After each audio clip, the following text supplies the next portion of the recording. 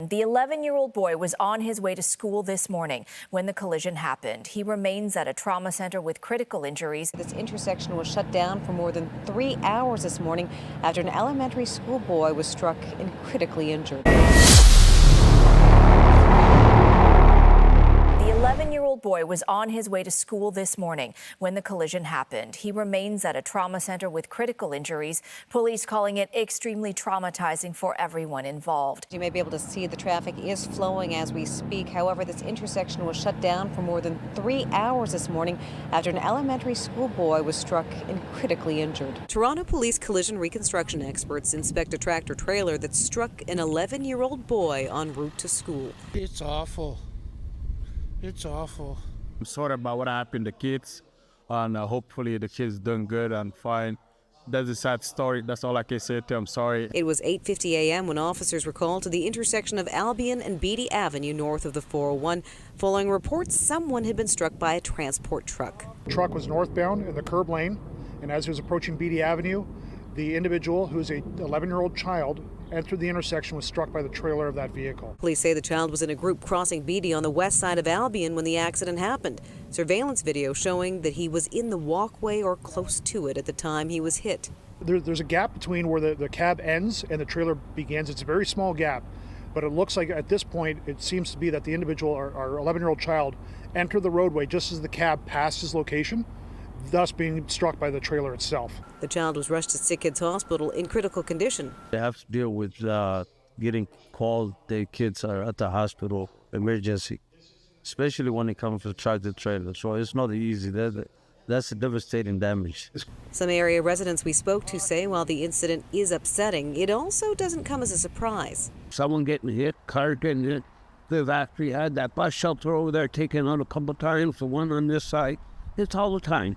They just actually drive around here is crazy. The truck's driver remained on scene, and police say the vehicle will undergo a mechanical investigation. Anybody could well appreciate being striking a child with their vehicle, at fault or not. The fact they're involved in that would be extremely traumatizing.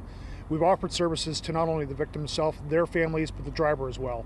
It's an incident like this that really strikes the community and strikes a chord and reminds us of how critical road safety truly is. Police describe the road conditions as ideal and remind people they can never be complacent about road safety. Yeah, man, this one here is a sad story, man. I can't lie about this, man. 11 years old.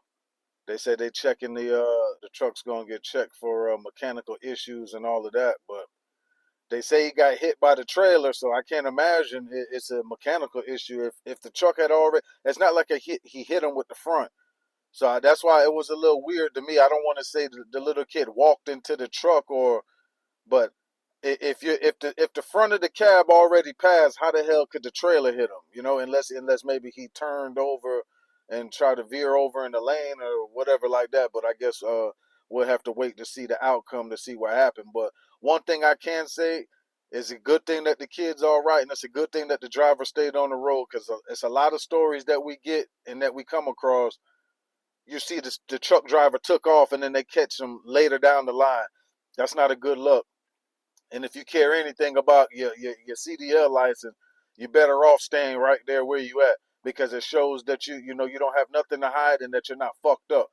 9 times out of 10, these dudes leaving the scene is because they high on something, drunk on something. You know what I'm saying? So it's a good thing that he did that, and hopefully it was just a bad timing type of thing. Clearly he don't have nothing that he's running away from. Is why he stayed on the scene and was able to speak on what happened. And most likely he has a damn dash cam in his truck too, which will also help too. So good thing that the kid is all right too, man. They said the kids was crossing. They might have to find I don't know exactly where it was, but they might have to have a crossing guard there or a safer area for them to cross, because that shouldn't be happening if it's a group of kids crossing. That's not gonna make parents feel comfortable having their kids out there. So they got to do a better job of making sure everything is safe out there.